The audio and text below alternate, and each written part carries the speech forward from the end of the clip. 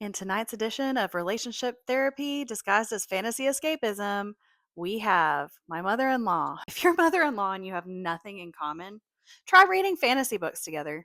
Seriously, no joke. But I might have just become my mother in law's personal fade to black editor. My sister in law and I started buddy reading Fourth Wing together several months ago, and we talk about it a lot and we enjoy it. And we love that Yaros is the Taylor Swift of authors. My mother-in-law was interested in reading, but she wasn't interested in the spice level. And I said, I can mark it so that you can skip over those areas. She said, absolutely. So I got some index cards and got her a paperback Fourth Wing. I marked all the places where she needed to skip.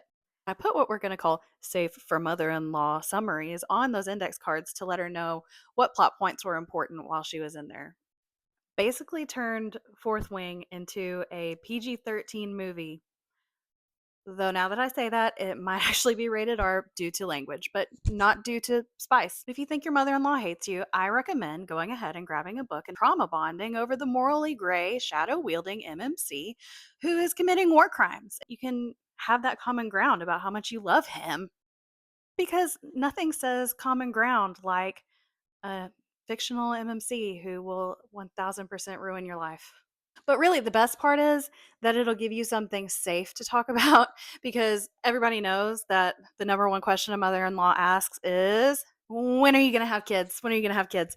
We don't have to talk about that. We can talk about Zayden Ryerson. We can talk about how much we don't like Dane Atos. And then we change our minds later and decide that we love Dane Atos. And like we get to make these changes together, though. We're not at odds, just like pure, unadulterated conversations about how the FMC is either fire or completely insufferable at any given point in the series. So, in conclusion, if your mother thinks that you are a demon sent to steal her precious baby boy, go grab a book, read it together.